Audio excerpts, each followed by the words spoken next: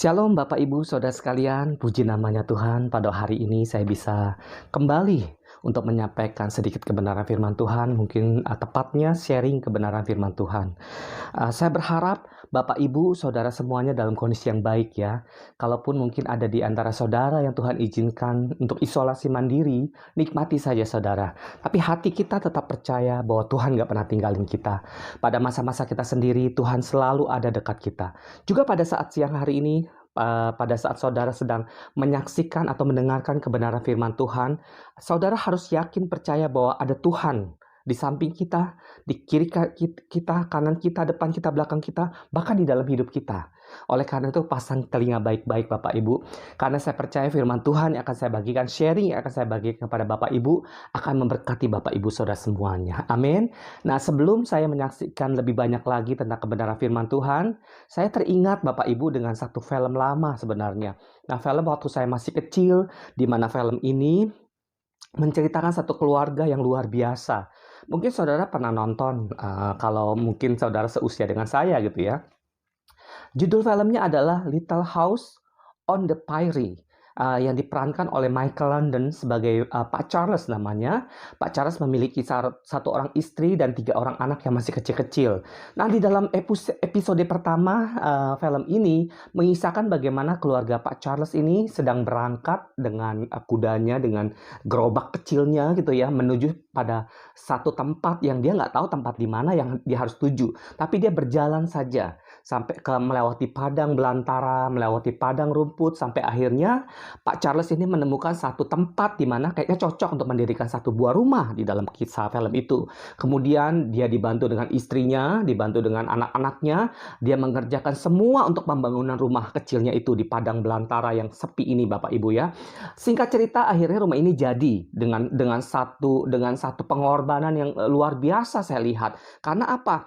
Mendirikan rumah hanya dengan pohon-pohon kayu yang harus ditebang dulu, kemudian harus dipaku, hanya dikerjakan oleh satu orang pria, satu orang wanita dewasa, dan 3 orang anak kecil. Saudara bisa bayangkan bagaimana jeripayanya luar biasa. Pada saat rumah ini selesai Bapak Ibu, nggak sampai di sana ceritanya. Kemudian saya melihat bagaimana ada satu serangan-serangan daripada serigala-serigala buas. Karena mereka berada di tengah-tengah padang belantara, di mana padang belantara itu begitu banyak serigala-serigala buas yang sedang lapar-laparnya ingin menyerbu mereka, ingin memakan mereka. Sampai mereka harus berjaga-jaga di dalam rumah. Dan saya juga bisa melihat bagaimana di dalam tontonan itu ada sesuatu yang mencekam. Karena mereka punya kuda, mereka punya anjing juga mau dimakan oleh serigala ganas ini, dan mereka membuat perlindungan. Saya melihat bagaimana perjuangan mereka tuh membuat kita tuh dak-dikdukan yang mendengar. Nah, bukan hanya itu Bapak Ibu, saya lihat juga ada suku-suku pedalaman yang tidak mengenal mereka. Pada saat orang-orang suku-suku pedalaman ini melihat mereka berada di situ dan mendirikan rumah, mereka nggak terima. Mereka mau menyerang Pak Charles dan keluarganya ini. Ini membuat mereka juga begitu ketakutan, saudara. Tapi mereka bisa lewati semua ancaman serigala, semua ancaman dari suku-suku pedalaman ini. Saya melihat bagaimana kelegaan terjadi. Tapi baru saja kelegaan terjadi, ada sesuatu yang membuat saya kaget waktu saya menontonnya. Mereka punya lampu minyak gitu ya. Pada saat lampu minyak itu sudah dinyalakan, tiba-tiba kesenggol. Pada saat kesenggol di siang hari, lampu itu apinya membakar rumah mereka Bapak Ibu. Sampai akhirnya rumah mereka mau dilalap oleh api yang dari kecil sampai besar. Mereka begitu ketakutan saya melihat. Mereka begitu gemetar. Akhirnya mereka mencari daya untuk mengambil air. Mereka suruh Pak Charles ini suruh istrinya ambil air untuk guyur api. Terusnya Pak Charles juga suruh anak-anak yang masih kecil-kecil untuk ngambil air dan guyur api. Tapi saya bisa melihat bagaimana api itu bukan tambah padam, justru tambah besar Bapak Ibu.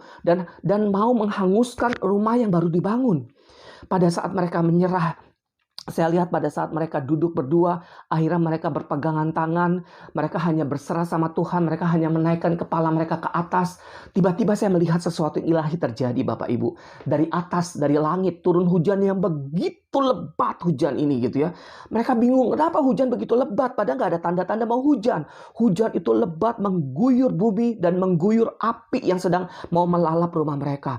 Disitulah saya bisa melihat bagaimana sesuatu yang ilahi, sesuatu yang tidak diduga-duga. Ada satu tangan yang besar, yaitu tangan Allah yang campur tangan di tengah-tengah masalah Pak Charles dan keluarganya ini. Pada saat mereka merasa bahwa mereka nggak mampu lagi untuk memadamkan api yang semakin lama semakin besar.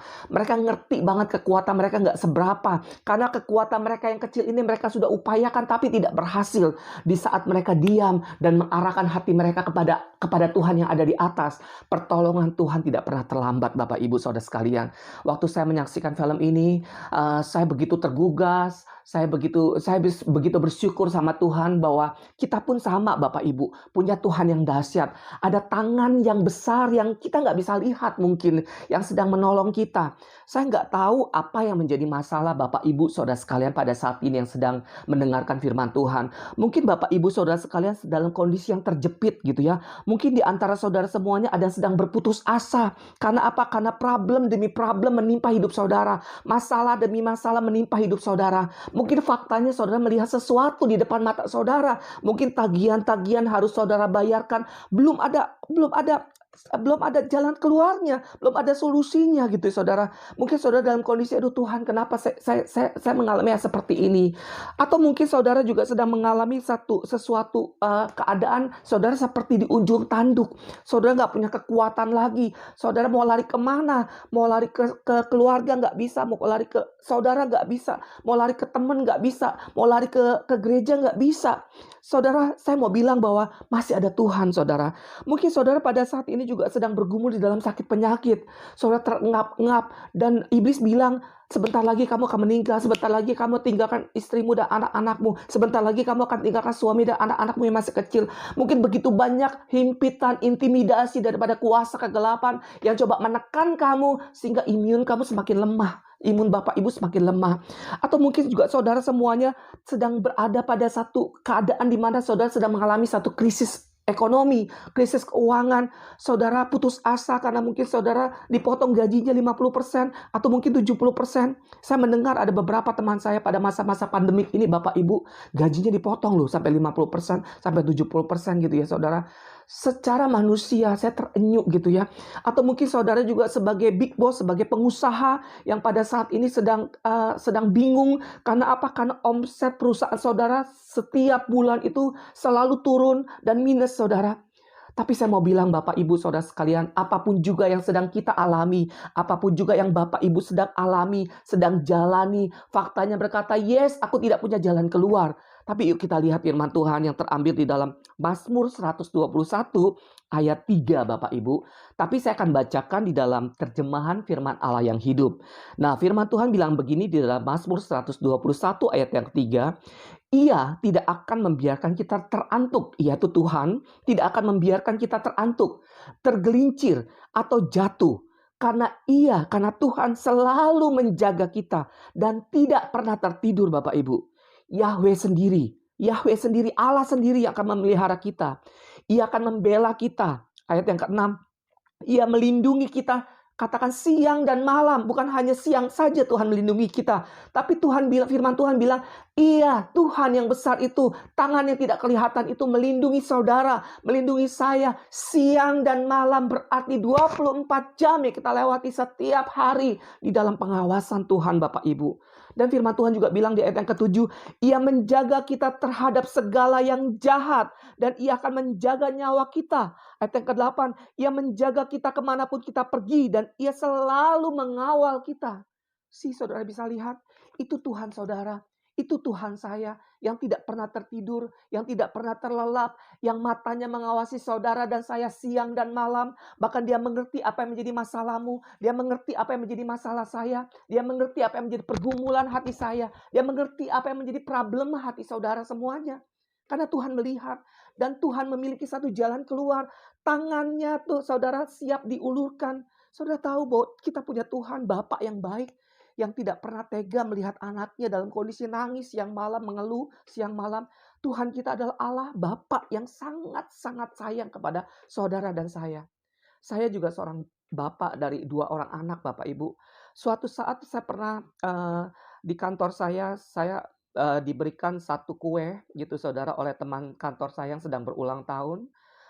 kue dan makanan siang gitu ya. Pada saat saya buka kue itu, waduh rasanya lezat banget gitu ya. Saya pengen habisin cepat-cepat karena kondisi lagi lapar gitu ya. Tapi pada saat saya sendok, kue itu dengan sendok saya yang kecil, mau masuk ke mulut saya, tiba-tiba saya ingat anak saya Bapak Ibu. Saya ingat bahwa anak saya tuh suka, pasti suka kue ini gitu ya. Kemudian di dalam benak saya kepikiran bagaimana dia akan girang, dia akan loncat-loncat, mungkin dia akan peluk saya, dia bilang, Papi terima kasih karena Papi bawa bawa pulang kue ini buat saya." Saya melihat wajahnya yang girang itu dan saya memutuskan untuk tidak memakan kue itu siang itu. Saya membiarkan rasa lapar saya tahan Saudara. Karena apa?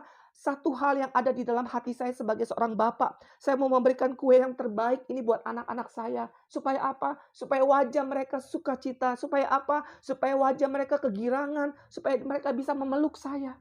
Itu hati saya Bapak Ibu. Demikian juga dengan hati Bapa di surga. Tahukah Bapak Ibu bahwa hati Bapak kita di surga itu lebih daripada hati saya sayang kepada anak saya. Satu hal yang menjadi keinginannya adalah bagaimana bisa menyukakan saudara, bagaimana bisa membuat saudara tuh senang, bagaimana bisa membuat hati saya itu senang. Setiap hari saudara keinginan dia membuat seperti itu. Jadi pada saat kita mungkin mengalami masalah, dia tidak akan mungkin rela membiarkan kita menangis sendiri. Satu hal yang saudara harus camkan baik-baik, bahwa Tuhan tidak pernah berdusta, bahwa Tuhan sayang saudara. Bahkan Tuhan sudah menyerahkan nyawanya untuk hal-hal yang kekal saudara 2000 tahun yang lalu. Bagaimana hal-hal kekinian kita yang sekarang kita hadapi, dia tinggalkan kita. Nggak mungkin saudara, dia akan menjaga kita siang dan malam, bahkan dia mengawal kita. Saudara, saya teringat bagaimana kisah daripada janda di Sarfat di dalam 1 Raja-Raja 17 ayat 11 sampai 12 Saudara. Di situ diceritakan bagaimana janda ini sedang ditimpa pada masa kesulitan. Karena apa? Karena sungai Kerit dalam kondisi yang kering. Jadi mereka sedang mengalami satu kekeringan yang sangat panjang, yang sangat berbahaya pada saat itu, yang sangat buruk pada saat itu keadaan janda di Sarfat dan daerah sekitarnya. Dan Tuhan menyuruh Nabi Elia datang kepada janda yang dalam kondisi sekarat ini Bapak Ibu. Kemudian singkat kisah dikatakan bahwa Nabi Elia ini minta minum. Akhirnya janda ini kasih minum kan ya. Sesudah dia kasih minum, kemudian Nabi Elia minta lagi gitu ya. Dia minta makanan gitu ya. Sepertinya Nabi ini nggak mau tahu gitu ya. Yang penting saya minta minum, saya minta makan harus ada gitu ya. Kalau saudara perhatikan bagaimana jawaban janda ini, yuk kita lihat sebentar di dalam 1 Raja-Raja 17 ayat 11 sampai 12. Nah, firman Tuhan bilang begini Bapak Ibu. Ketika perempuan itu pergi mengambilnya, ia berseru lagi, "Cobalah ambil juga bagiku sepotong roti," kata Elia. Perempuan itu menjawab, "Demi Tuhan Allahmu yang hidup, sesungguhnya tidak ada roti padaku sedikit pun, kecuali segenggam tepung di dalam tempayan." Dia hanya memiliki segenggam tepung di dalam tempayan dan sedikit minyak di dalam buli-buli. Dan kata janda itu, "Sekarang aku sedang mengumpulkan 2-3 potong kayu api. Kemudian aku mau pulang dan mengolahnya bagiku dan bagi anakku. Dan setelah kami memakannya, maka kami akan mati." Saudara bisa lihat bagaimana kondisi keadaan janda itu pada saat Elia minta makan roti gitu ya. Dia bilang, "Demi Tuhan yang hidup, saya nggak punya apa-apa. Saya cuma ada segenggam tepung dan sedikit minyak di buli-buli. Dan pada saat ini saya mau pulang, kemudian saya mau masak tepung ini, saya mau goreng, saya mau makan sama anak saya, setelah itu saya mati." Karena apa? Dia sudah tidak punya makanan apa-apa lagi, persediaan makanan apa-apa lagi. Dan sekarang dia mau minta, Elia mau minta kepada janda ini. Kalau saya gambarkan bagaimana perasaan janda itu pada saat itu. Kalau saudara gambarkan, mungkin dalam kondisi dia berputus asa gitu saudara. Dia sedang mencari kayu-kayu kering dalam kondisi berputus asa karena dia tahu besok dia akan mati Bapak Ibu. Pada saat diminta rotinya, dia menjawab, "Demi Tuhan yang hidup." Itu jawaban, aku sudah tidak punya apa-apa lagi. Itu jawaban orang-orang yang sedang berputus asa Bapak Ibu. Tapi saya bisa melihat bagaimana ada satu pelajaran yang saya tarik daripada janda ini. Dia punya kesetiaan, dia punya kepercayaan sama Tuhan. Meskipun hanya sedikit yang dia punya dan besok dia akan mati. Tapi nggak apa-apa deh dia berikan kepada nabinya. Karena dia percaya akan Tuhan Nabi ini, Nabi Elia ini yang hidup. Dan saudara bisa lihat bagaimana kisah daripada janda ini. Tuhan mencukupkan janda ini dengan makanan. Sampai musim kekeringan itu berlalu, Tuhan pelihara janda ini. Itu Tuhan yang sama. yang kita sembah Bapak Ibu. Tuhan yang sama yang disembah oleh Abraham, Ishak dan Yakub. Tuhan yang sama yang disembah oleh Daniel. Tuhan yang sama yang disembah oleh Sadrak, Mesak dan Abednego. Dan Tuhan yang sama itu juga yang kita sembah pada saat pagi hari ini, siang hari ini dan hari ini. Jadi saya mau bilang Bapak Ibu Saudara sekalian, apapun pergumulan Bapak Ibu, yuk satu hal yang saya mau kasih tahu saudara, saya mau ajak saudara untuk percaya bahwa kita punya Tuhan. Jangan pernah terkecoh dengan iblis intimidasi saudara. Kita punya Tuhan sekalipun faktanya mungkin saudara habis gajian, habis langsung dengan posnya masing-masing. Saudara punya berkat langsung habis. Mungkin ke depan, beberapa hari ke depan saudara nggak tahu harus makan apa, harus bayaran pakai apa, harus bayaran kartu kredit pakai apa, bagaimana saudara menjalani hidup. Tapi percaya sama Tuhan dengan menengadah ke atas saudara. Saudara bilang bahwa aku punya Tuhan yang besar, bahwa aku punya Tuhan yang menyediakan aku, bahwa aku punya Tuhan yang dapat melakukan mujizat pemeliharaan. Aku punya Tuhan yang nggak akan mungkin tega membiarkan aku, saudara, tidak makan. Tuhan pasti punya rencana yang baik. Tuhan pasti menyediakan setiap hari rotinya, saudara, buat kita, buat saudara dan saya. Satu hal yang Tuhan inginkan hanya percaya sama Tuhan. Jangan jangan jangan jangan jangan apa ya, jangan tanggapi apa yang dikatakan iblis saudara. Tetap percaya sama Tuhan. Pada saat saudara percaya sama Tuhan, saudara akan mengalami mujizat demi mujizat. Saya percaya Tuhan adalah Allah yang hidup. Saya percaya Tuhan yang kita sembah adalah Tuhan yang dahsyat. Oleh karena itu saudara, pada saat hari ini saya hanya ingin membangkitkan harapan saudara bahwa Tuhan yang kita sembah, Tuhan yang memelihara saudara. Tuhan yang kita sembah, Tuhan yang baik. Ya Bapa yang peduli dengan saudara dan saya. Terpuji bagi nama Tuhan. Terima kasih dan Tuhan memberkati Bapak Ibu Saudara sekalian. Haleluya.